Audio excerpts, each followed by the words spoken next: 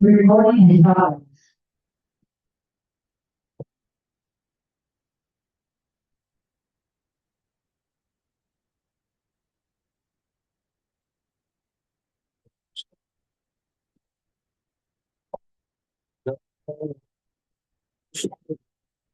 देवो महेश्वरं गुरुर्साक्षात् परं तस्मै श्रीगुरुवे भगवता च पिता त्वमेव सखा त्वमेव विद्या द्रविणं त्वमेव त्वमेव सर्वं मम देव।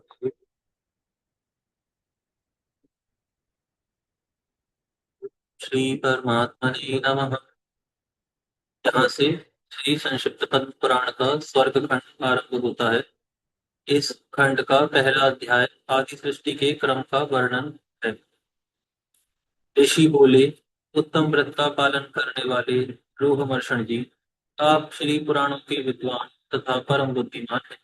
आज से पहले हम लोग आपके मुंह से पुराणों की अनेकों परम पावन कथाएं सुन चुके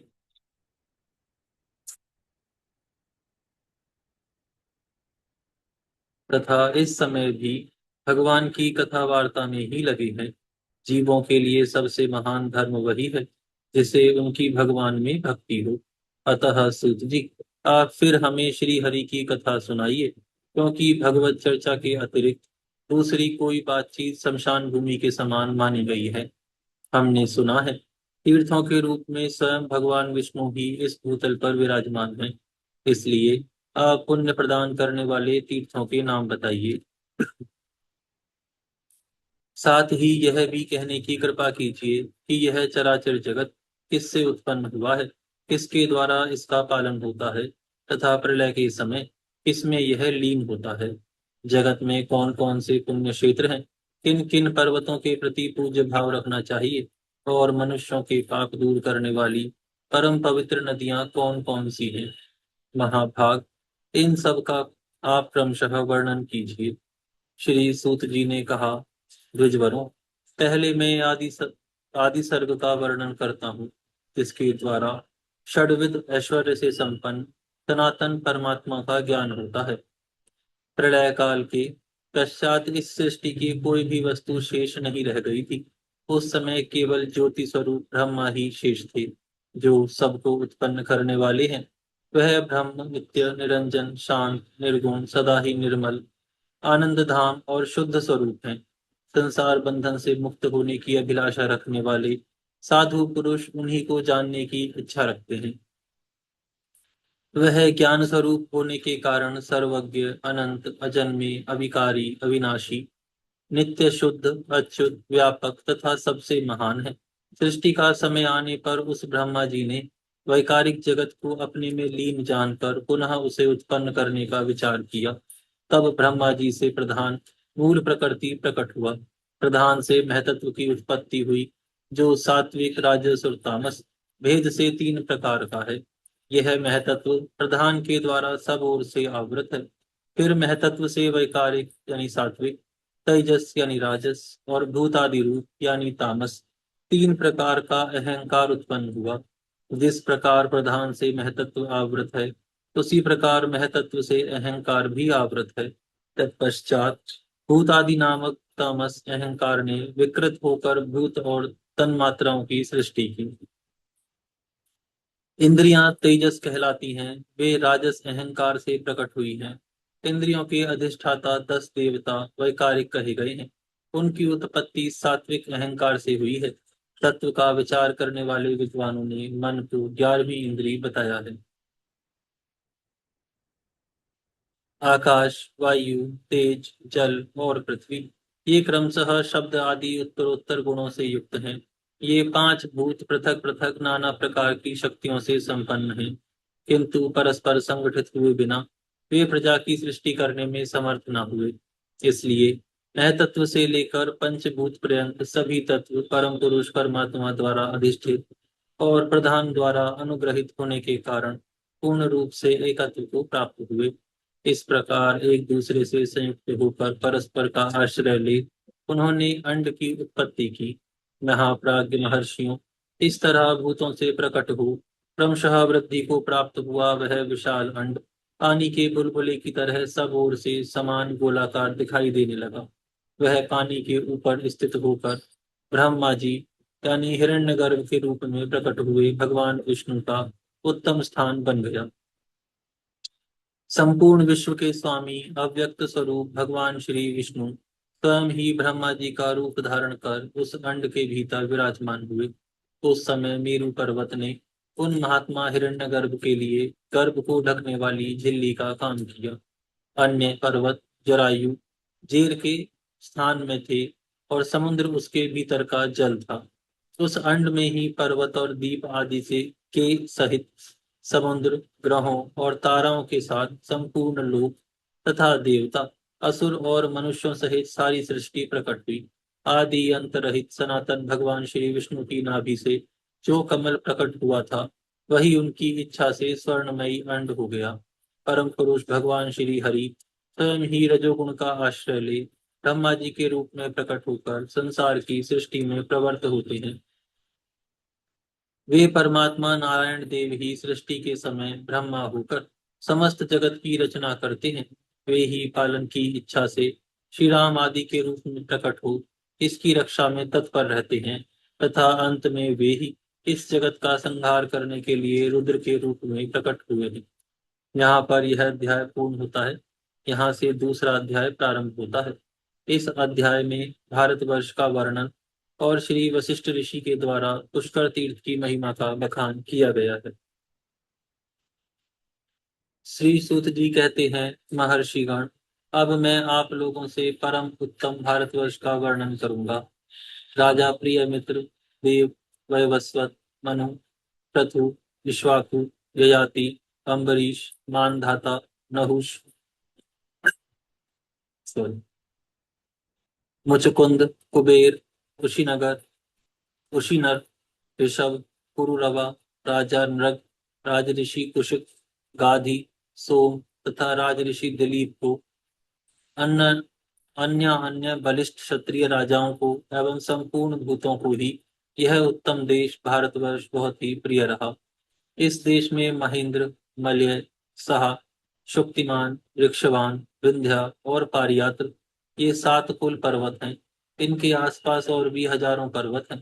भारतवर्ष के लोग जिन विशाल नदियों का जल पीते हैं उनके नाम ये हैं: गंगा सिंधु सरस्वती गोदावरी नर्मदा बाहुदा शतद्रु यानी सतलुज चंद्रभागा यमुना बृहस्पति विपाशा यानी व्यास वेत्रवती यानी वेतवा कृष्णा वेणी इरावती यानी इरावदी वितस्ता यानी झेलम पयोष्णी देविका वेद स्मृति वेदशिरा त्रिदिवा सिंधुलाक्रमी करिशिनी चित्रवहा त्रिसेना गोमती चंदना कौशिकी यानी कोसी नदी भय नाचिता रोहितारिणी रहस्या शतकुंभा सरयू चरुणवती हस्तिसोमा दिशा शरावती भीमरथी कावेरी बालुका तापी यानी ताप्ती निवारा महिता सुप्रयोगा पवित्रा कृष्णला वाजिनी कुरुमालिनी पूर्वाभिरामा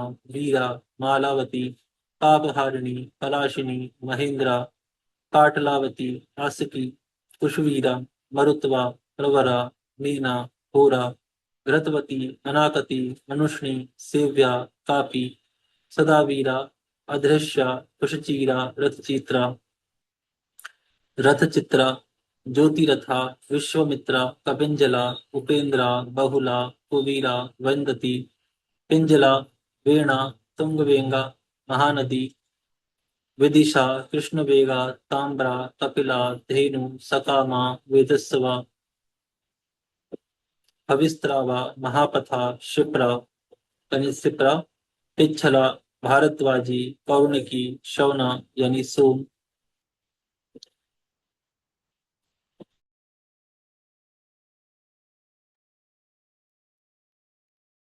चंद्रमा अंतःशिला ब्रह्ममेध्या परोक्षा रोही जम्बू नदी चंबू सुनासा तपसा दासी सामान्या वरुणा असी नीला, धृतिकरी, कर्णाशा, मानवी, वृषभा तथा भाषा, द्विजवरों, ये तथा और भी बहुत सी बड़ी बड़ी नदियां हैं।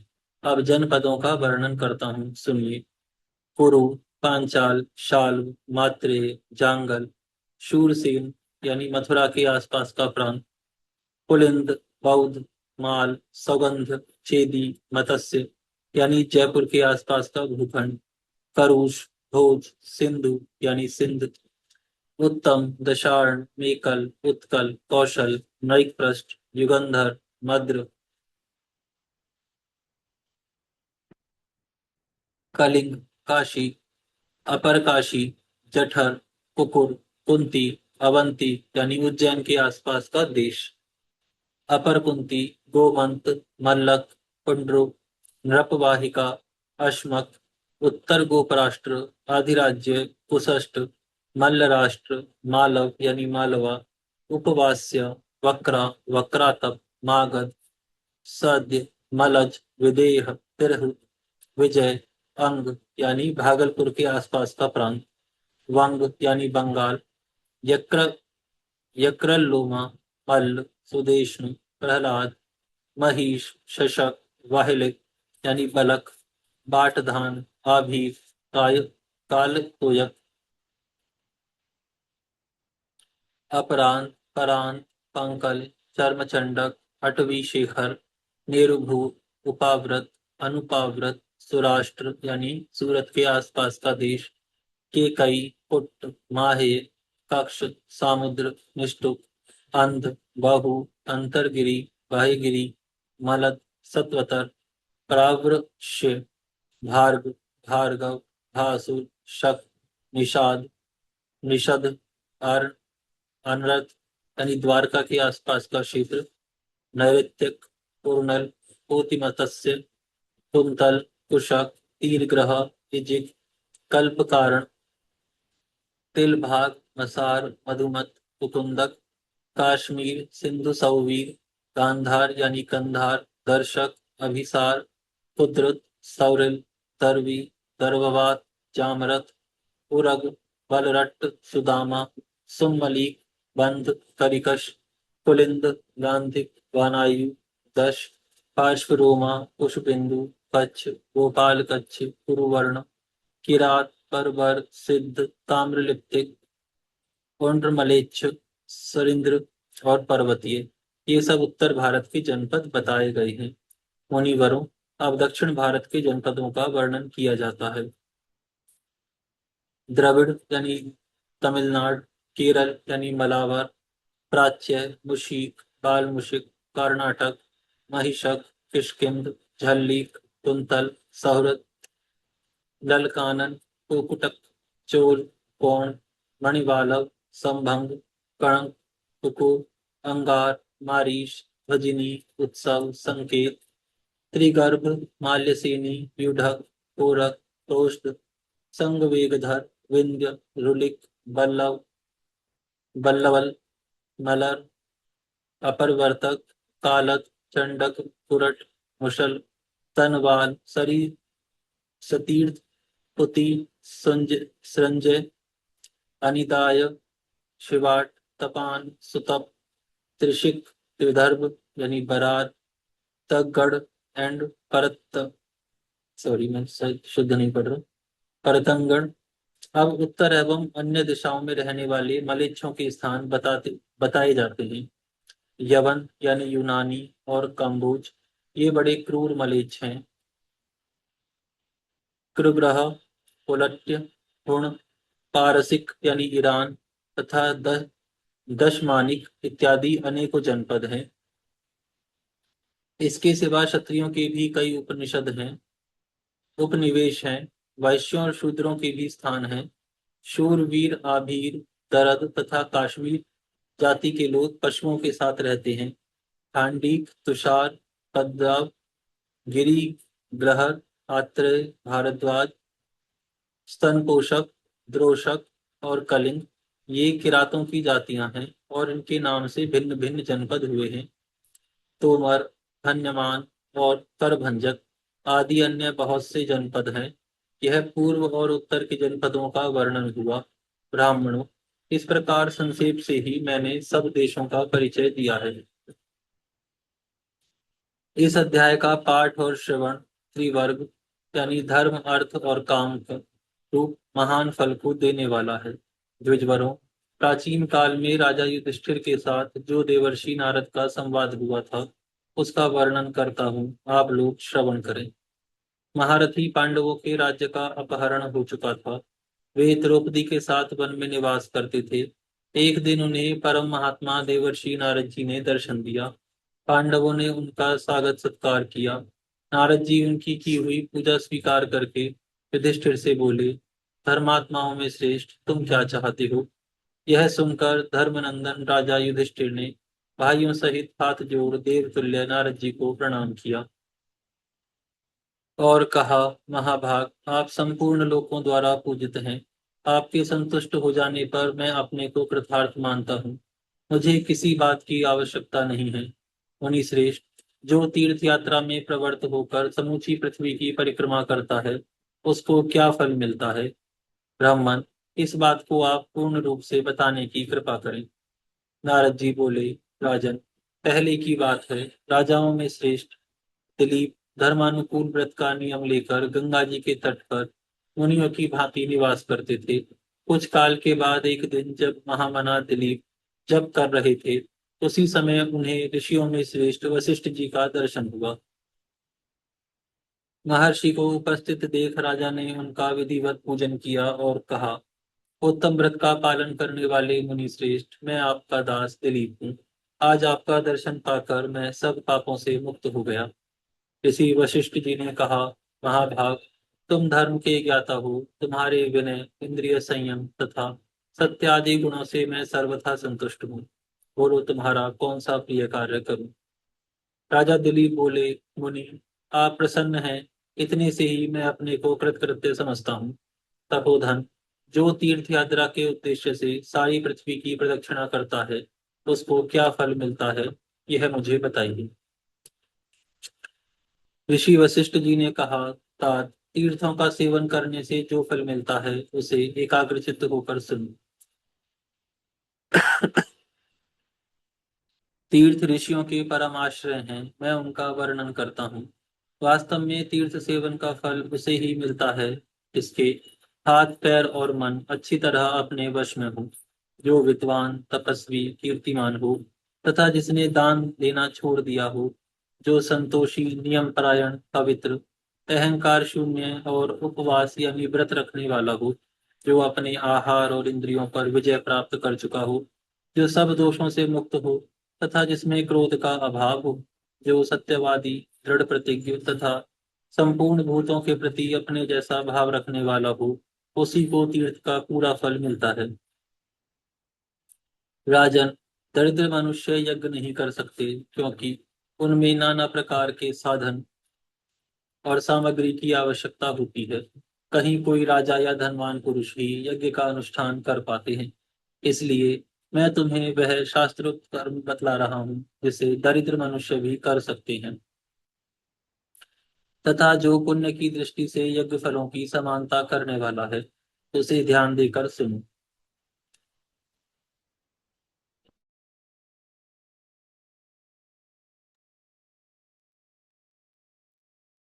पुष्कर तीर्थ में जाकर मनुष्य देवादिदेव के समान हो जाता है।